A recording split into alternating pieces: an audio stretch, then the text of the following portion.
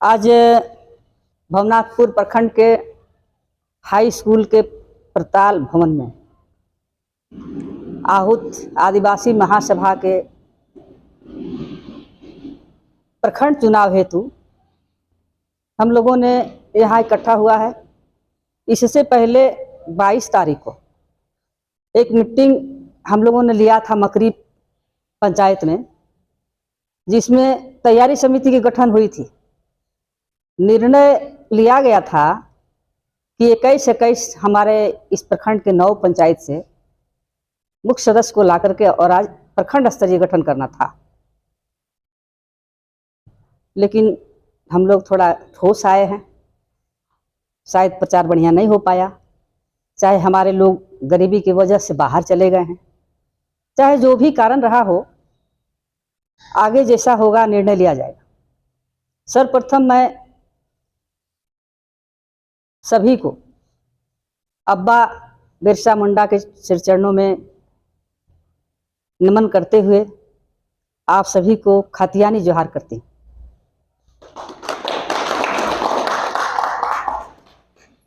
चुनाव का मुख्य उद्देश्य है कि हमारे सारे हिंदुस्तान के आदिवासी कौम, लेकिन हम लोगों का अपना अधिकार, जो कानूनी अधिकार है, जो पेशा कानून है, जिसमें हमारी अपनी शासन का अधिकार देता है, हमारी ग्राम सभा हमें स्वयं शासन करने का जो अधिकार है, वो अभी तक हम लोगों ने इसको समझा ही नहीं। हम इंतजार कर रहे हैं कि सरकार इसको लागू करे, लेकिन हमारी समझ से यह जिस दिन लागू ये संविधान में इस लाइन को जोड़ा गया, उसी दिन से हम लोगों को इसको समझ लेना चाहिए था। लेकिन हम लोग इसको अभी किसको इंतजार कर रहे हैं, ये हमारी समझ से परे है। शायद हम लोग इस बात को समझ नहीं रहे। तो इसको समझने के लिए हमको एक जगह बैठना होगा कि हमारा जल जंगल जमीन जो अधिकार देता है, जो हमारा खतियानी रैयती जमीन भी बहला फुसला कर जो दूसरे जमींदार कैटेगरी के लोग, दिक्कू लोग छीन लेते हैं, कुछ कंपनियां ला करके हमारे जमीन पर कब्जा जमा करके यहाँ फैक्ट्री खोल देते हैं। ये सारी समस्याएं हमारे साथ है, जबकि हमारा ग्राम सभा को अधिकार प्राप्त है कि हम सही में इस बात को समझ लें कि ग्राम सभा हमको इतना बड़ा अधिकार दिया है कि अगर किसी तरह से खतियानी जमीन नाजायज ढंग से कोई 40 एकड़, 20 एकड़, 21 एकड़, 25 एकड़ जमीन हड़पा है, तो उसे ग्राम सभा को अधिकार है कि उसकी जांच करके उसको वापस दिलाए। लेकिन इस सारी अधिकार से वंचित रहते हुए हम सभी कभी बैठ नहीं रहे और इसको लागू कराने के लिए हम किसी का इंतजार कर रहे हैं। हम लोग बिखरे हुए हैं, हम उसी से के इंतजार कर रहे हैं जो हमसे छीन लिया है। तो बताइए कि हमसे जो छीना, लूट लिया है, हमको एकजुट होने नहीं दे रहा है, तो उससे क्या अपेक्षा करते हैं कि वो हमारा अधिकार को या हमारा जल जंगल जमीन को, हमारा संपत्ति को देगा? नहीं देगा कि देगा?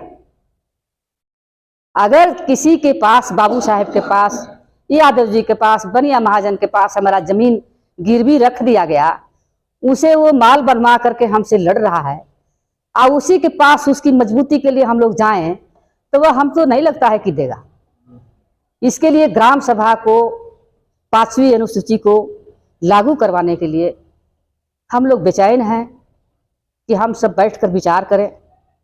अभी अभी हम लोगों ने पलामू में जब आए थे हमारे मुख्यमंत्री खतियानी जोहार यात्रा में, तो हमारे केंद्रीय कमेटी के हम सभी लोग पलामू के, गढ़वा के, एक मांग पत्र बना करके हम लोगों ने दिया। मुख्यमंत्री की तरफ से हुआ कि अनुमंडल को अधिसूचित घोषित करने के लिए नगर गढ़वा से जो आगे है चिनिया रंग का, इस अनुमंडल को अधिसूचित घोषित करने की मांग हम लोगों ने दिया। तो हमारे मुख्यमंत्री का कहना हुआ कि आपको सभी जात का सर्वे करके देना पड़ेगा, तो हम इसको कर देंगे, ताकि हम अंदाज लगा सकें कि कितना % हमारे आदिवासी हैं और कितना % हमारे नन आदिवासी हैं। तो इस सब काम करने के लिए हमारा पंचायत प्रखंड जो हमारा अधिसूचित क्षेत्र के अंतर्गत आता है, तो इसमें हमारी कमेटी ना रहे, हमारे लोग एकजुट ना हो, तो यह हम लोगों को मिलना संभव नहीं। हमारा पेशा कानून लागू नहीं होगा। पेशा कानून के तहत हमको जबरदस्ती करना पड़ेगा, क्योंकि यह कानून में वर्णित है। हमको 5वीं अनुसूची हमारे बिरसा मुंडा की लड़ाई से, या चाहे जो हमारे पूर्वजों ने शहीद हुआ उसके तहत यह संविधान में दर्ज है, लेकिन हम लोग इसको नहीं चिन्ह रहे हैं। खेत खलिहान अधिकार को समझने के लिए हम लोगों को जो जानकार व्यक्ति है, जो संविधान का पुस्तक है, उसे समझ करके हम लोगों को एकजुट होना पड़ेगा। लाचारी है, नहीं होइएगा तो नहीं हो पाएगा। अब लोग पूछते हैं का के मीटिंग हो रे, फलानिया क्या दे देगी, फलानवा क्या दे देगा, तुम लोग काहेला जमा हो रहे हो, ये कंफ्यूजन में डाल देता है। तो उसे हम लोगों को सुनना नहीं है। आदरणीय भाइयों और बहनों, दुख की बात है कि आज 200 इस पड़ताल भवन में गिनती के अनुसार होना चाहिए था, लेकिन हम लोग कम हैं। और आज यह निर्णय लेना था कि हमको महिला कमेटी को सशक्त करना है, हर वार्ड कमेटी को सशक्त करना है, पंचायत कमेटी को सशक्त करना है, ताकि जो भी निर्णय लेना हो तो वह फटाफट हो जाए। अगर हमको जनगणना करना है तो हम वार्ड के माध्यम से 2 दिन में जनगणना कर लेंगे कि कौन सा पंचायत में कितने हमारे लोग हैं। हम अधिकार से वंचित हैं, हम पलायन हो रहे हैं। सारी चीजें बिना एकजुट हुए, बिना कमेटी बने, यह नहीं होगा। आज कोई दिक्कू लोग जो है कह दे कि आज कम्बल बंट रहा है, तो हमारे लोग पैदल गंजा जाएंगे। लेकिन आज यहाँ सोना लेने की बात है।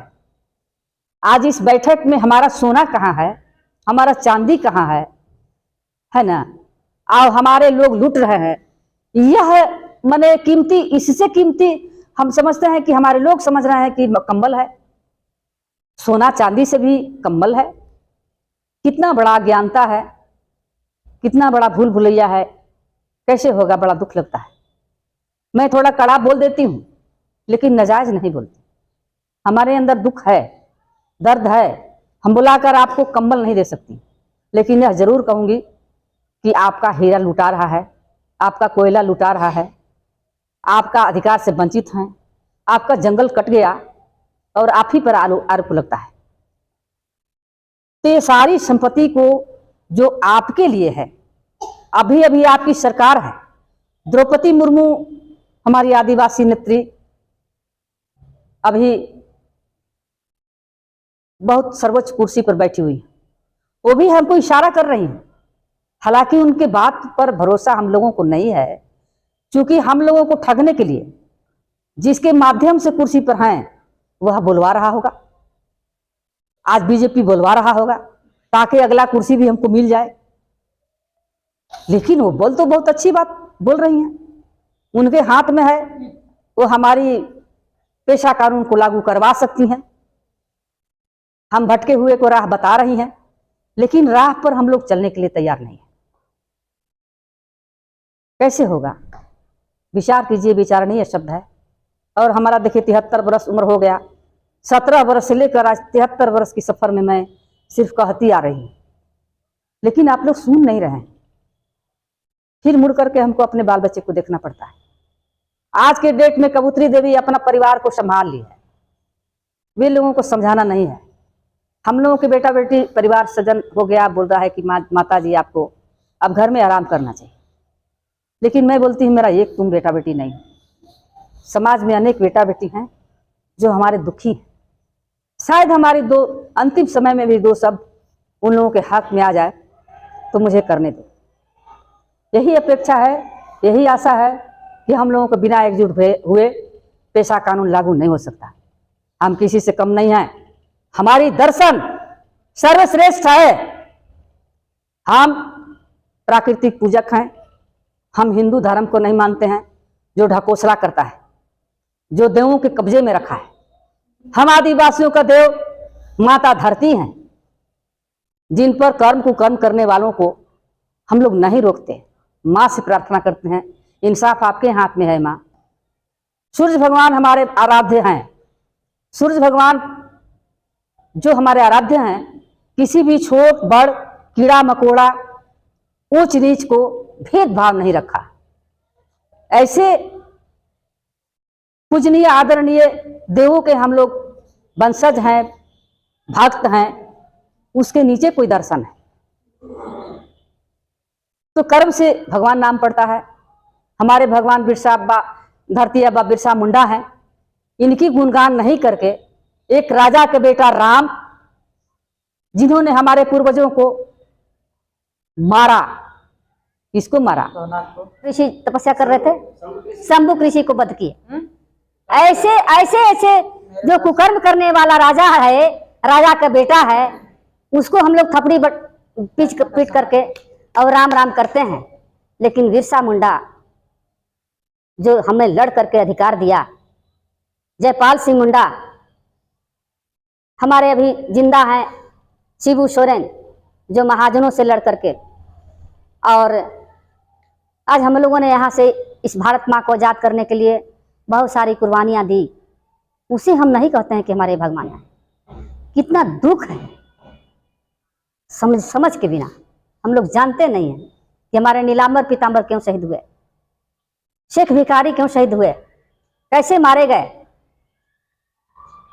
हमारे आदरणीय राजा मेदिनी राय आज भी है कि मेदिनी राजा के लिए कहा जाता है, उनकी इतिहास मटिया मेट हो रहा है। राजा मेदनिया घर घर बाजे मथनिया। ऐसे आदर्श राजा का गुणगान हम लोग नहीं करते हैं, इसीलिए हम लोग पीछे हैं, इसीलिए हम लोगों की दुर्दशा है। मैं सिर्फ भाषण नहीं दे रही हूँ, मैं पॉइंट बता रही हूँ कि इसी पॉइंट पर हम लोगों को 10-10 लाइन बोलना है, आगे की निर्णय लेनी है। अब ज़्यादा नहीं कहते हुए लिखित रूप से कार्यक्रम को हम लोग आगे बढ़ाएंगे। हमारे बीच में छोटन कुमार सिंह जी पर्यवेक्षक के रूप में केतार से चलकर आए हैं। इनको भी मैं बहुत बहुत स्वागत करती हूँ, धन्यवाद देती हूँ। इन्होंने संकल्प लिया कि हम नौकरी नहीं करेंगे, हमारा समाज पीछे है, उनको जगाएंगे। ऐसे ऐसे युवक हैं तो हम लोगों को निर्णय लेना है। भाषण बाद में दूंगी, मैं पॉइंट बताएं कि किस विषय पर हम लोग आए हुए हैं। मात्र हमने यही बताया, एक पॉइंट दिया आपको बोलने का। इसी चंद शब्दों के साथ मैं अपनी वाणी को विराम देती हूँ। जय हिंद, जोहार।